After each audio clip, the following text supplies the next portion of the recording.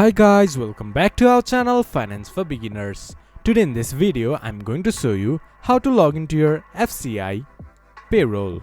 To do so, follow some simple steps with me. First of all, open your browser, then go to your default search engine. Then search FCI Payroll Login. There, scroll down a little bit. There you can see FCI Login by FCI HRMS. Or directly go to www.hrmsfci.in.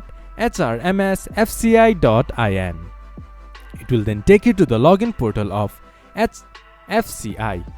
There, enter your login ID, then your password. To view your password, you can click to this eye icon.